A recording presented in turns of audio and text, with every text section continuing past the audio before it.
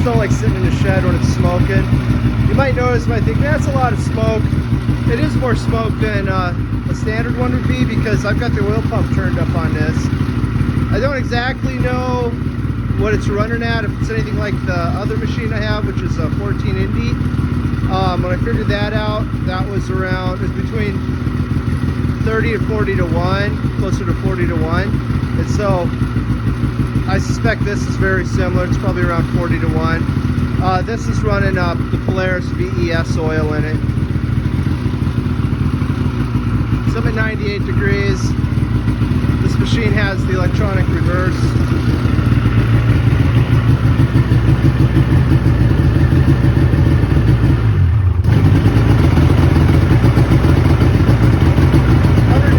I'll go ahead and back it out.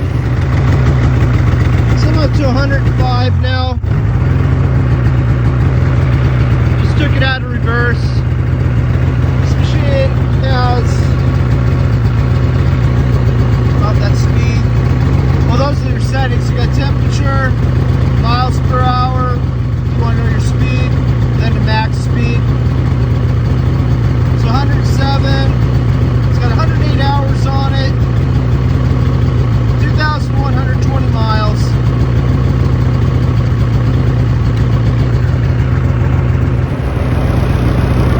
So I just rode it out of my yard, probably quarter mile. It's up to 123 degrees. It's generally where it runs, that 125. And I just leave my water temp gauge on all the time. And I just watch how it runs, make sure I don't get it too hot. And if you do get these machines too hot, what you do is just grab some snow off the ground and set it on top of the tunnel, and that'll cool it down. Nice day out. I do a quick walk around video of the 600 RMK. This is a 2013 model that I bought. I'm the original owner. It's brand new. This is a long-term review. I mean, I have a little over 2,000 miles on it, which isn't a ton of miles. Generally with the two strokes, I don't tend to keep them over 3,000 miles. This one I'm going to make an exception for. Why? Because it has been just a perfect snow machine. I haven't had any issues with it. 2 pulls, it starts every time. And it's just so versatile. I don't tend to ride it that much now that I got my others. I really like the Pro Ride chassis. Compared to the Axis, you can tell you sit a little bit further back. But it's really, I don't know. I don't know that it makes any difference. I noticed that I bang my knees against the console a little bit more than on the Axis. But overall, I don't think it's really worth worrying about. So if you're looking to buy a used snow machine, honestly, I don't think you can go wrong with one of these. I purposely bought a 600 because the 800 didn't have the best reputation. And the 600 does everything I need it to do. I've been on rides with my buddies, and I went everywhere they did. One ride was really deep snow. My buddy had, at that time, a Ski-Doo. What the heck was that thing? It was a 174. It had this crazy long track on it. Might have been the first year for that machine. That ride, I was struggling. He could just climb stuff, and I even in his track, I got thrown out of it a couple times, got stuck. But I still made it to where he did. There's another ride we were on. We went way high on the glaciers, and then what usually happens on a ride like that, I'm the guy that has the smallest sled, but what happens is you just make up for it with rider skill, and somebody else always sucks and they can't make it, and then we turn around anyway. So that's what's happened to me. I've never got left behind. I always make it. And so that ride, we were climbing up so high. We were way up in altitude, and we were actually just playing. We were trying to high mark, and the snow was deep, and I had also the shortest track. And basically, I was at the maximum of what this machine could do, no matter how I rode it. Side hill, do it, whatever. Their machine's just longer tracks, more power. They can go higher, and then we turned around. So it didn't matter. One of the things I really like about this sled, it's super versatile. It's got a 2-inch paddle track, which, like on this snow, you don't need that.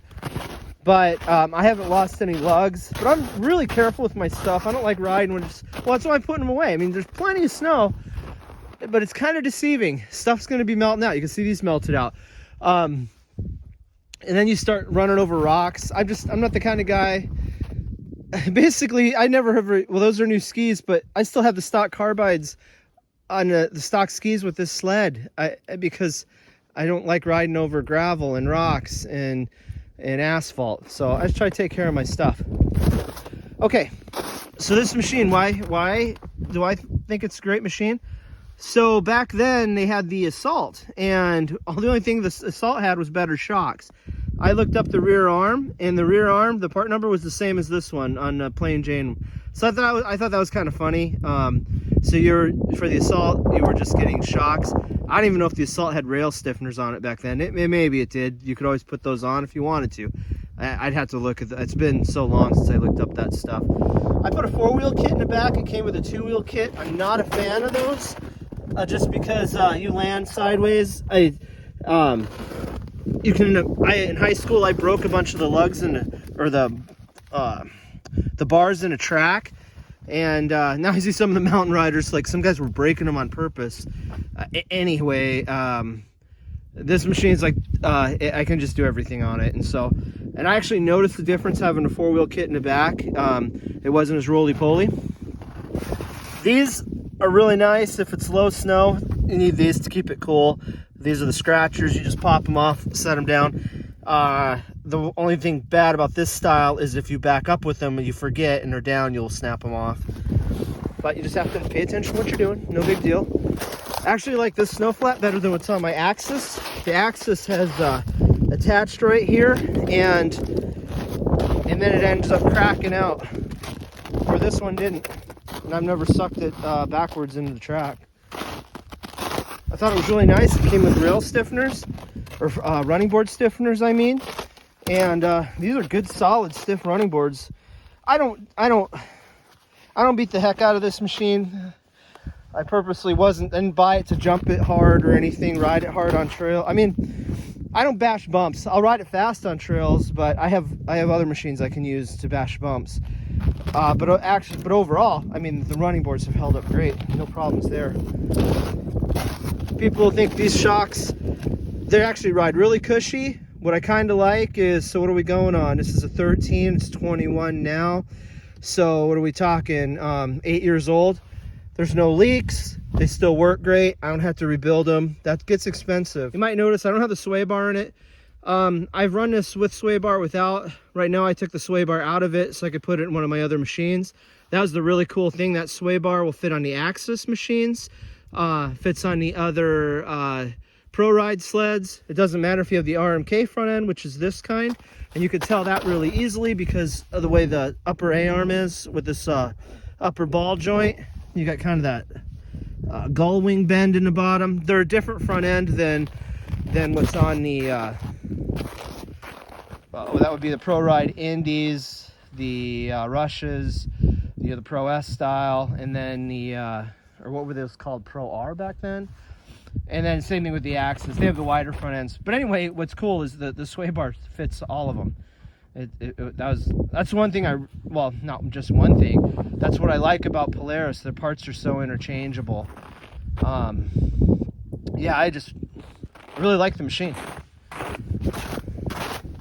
So to work on it, unlike the Axis, you have to take 2 screws out here.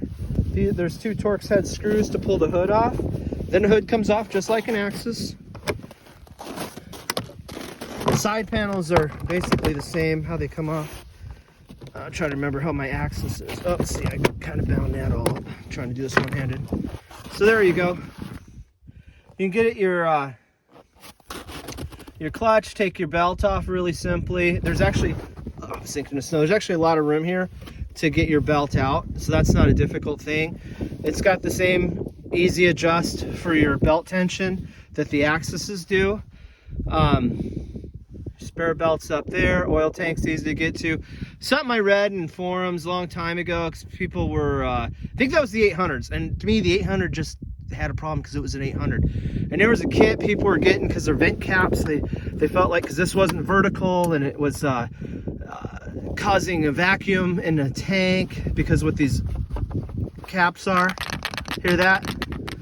basically there's a little, I don't know what I would call it. There's like it's a little stick. Anyway, that ball rattling around bumps into a stick, which opens up can you see? There's a little dot or a little hole on the top. It opens that vent. And guys were saying, well, it's at an angle that ball's not going to bounce around. I don't know. I haven't had any trouble with it. I didn't bother to go and buy the kit. I mean, I'd feel better if it had a hose, or it had a hose like the old Indy. There was nothing wrong with that. That worked fine. You had a solid cap, but I don't know. I've had this thing up on its side, and I haven't had oil leaking out, so seems like it works fine. The axis, one thing they changed is they put this on a vertical, or it's flat, it's horizontal rather than the angle, and that was like one of the things they thought the 800s are blowing up, was getting starved for oil because the ball would sit here like I was saying, where now they're flat. But honestly, I don't think there was really an issue there. Some guys can argue with me. Yeah, I don't know. I didn't change it. I have a 14 Indy, and I didn't change it on that either, and didn't have a problem. Just ran a stock cap. Show you the other side. As far as working on them, I don't really, well, yeah, we'll get to the other side, and I'll show you one thing that I love about the Pro Ride. Far and above an axis, and I'm going to complain about this with the axis every freaking time until they change it, which they probably never will. Chaincase, this has a freaking drain plug. There's your filler plug. Let's see if I can get it from underneath. I can't really tell I think I probably got it on film. You've got a drain plug. It's a 10-minute job. You drain your Chaincase oil, put it back in, fill it. Anyway, I shouldn't belabor it. That's how it should be. The axis isn't that way, and I freaking hate that about the axis. But it's pretty easy. And what's kind of funny is this can or muffler is smaller than the one on my axis. The axis is a lot bigger. You can get your plugs pretty easy in here. You take the hood off, you can clean your exhaust valves. And on that 14 Indy, they weren't, that thing had, what, I don't know, 1,300 miles on it maybe. And my exhaust valves weren't sticky or anything. People complain sometimes about that. But I haven't had any issues with the Polaris sticking the exhaust valves. If you do really get into this, so if you end up having to change the reeds, that's going to be a job. That's the throttle bodies are way down in there. I would recommend taking the gas tank off to get at them. So you're going to have some work ahead of you. Oh, look at that. Is that ptarmigan just went by? Just saw a white bird. So that's not the easiest thing to do.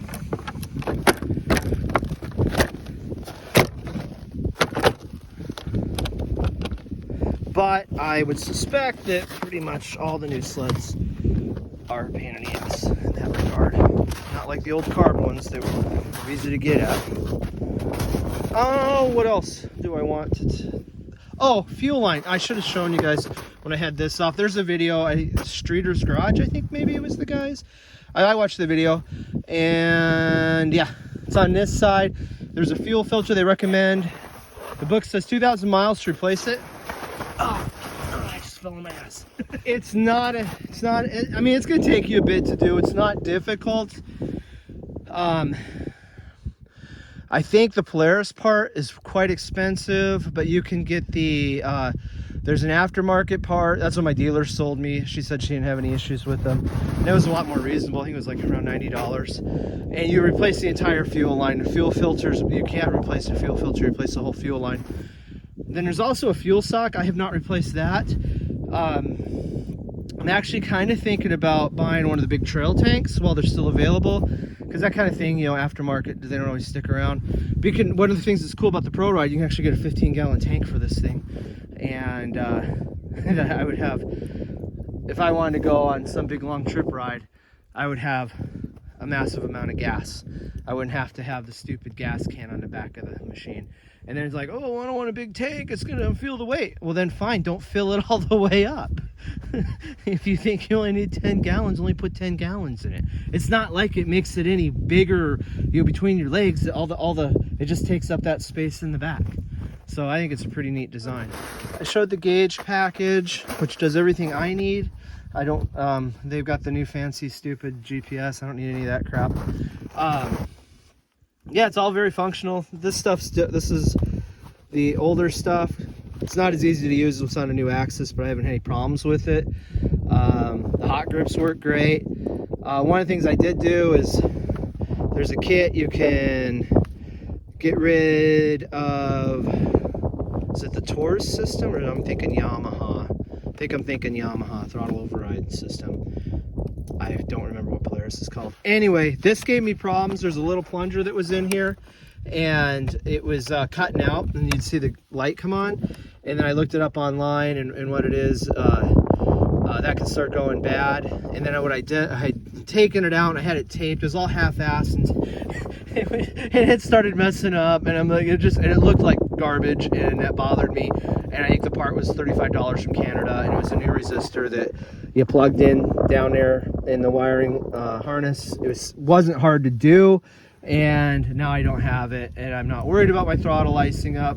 These actually have a cooling line that runs through the throttle bodies. When I say coolant, it runs the coolant from the engine, so it's running warm coolant through your throttle bodies, and so that keeps them from freezing up. You could probably have a problem when you first started up, and it could take off on you, I guess. I've had carb sleds do that, but that's why I always use a jack stand, or a track stand, I mean. That way, if it did, it's just going to start winding out and you kill it, you know. So I'm not worried about it. I don't like that system, because you could be side hilling going up there, and then all of a sudden it cuts out, and then you roll down, and if it's a huge mountain, you'll lose your machine and become you know, it'll be junk. Yeah, I got these on because I don't have my helmet on, because I've been working in the shop, or working out in the shed, putting these away. Well, I don't want this video to be super duper long, which there isn't much I'm probably going to be able to edit out of it. You might wonder, those aren't stock skis. These are the CNA. These are MTXs, and everybody seems what I read online, they all seem to love the gripper skis. I didn't like them. They knifed in certain conditions. These are wider. These are way better. They're a little harder to steer, but I much prefer these. The gripper skis, I don't. Perhaps our snow has a lot of moisture in it, and they don't work as good up here for what I like to do compared to these wider skis. But I'm really, really just super picky about skis, so that's just my preference. Yeah, so if you were looking for a used snow machine, I wouldn't overlook one of these. It has been an excellent machine. This was my first fuel injected Polaris I ever bought, and now I have bought, since I got this one, I bought 2, 3. I'm on my 3rd new Polaris sled after I got this one, because I had owned Yamaha 4-strokes, and I was like, oh, the 2-strokes, you know, I was just sick of jetting. I was just sick of all of it. And then I got away from the Yamaha 4-strokes, and I ended up, I had a race sled, and that was, that doesn't even compare here. I ended up getting this because I just wanted a pull and glow. I wanted more of a deeper snow sled, and I was like, oh my gosh, this thing is amazing. It's like my 4-strokes. I could just start it up, going, you know, I'll take it out of my shop, start it up, let it sit there and idle like a 4-stroke did, get my gear on, come back outside, it's warmed up, and I go ride it. I didn't even know 2-strokes could do that. I was just super impressed. That was 8 years ago, and I turned the oil pump up on this, and so I have to be careful now, because I can it's really cold, just sits there and idles. I felt the plug that way, but I changed it from stock.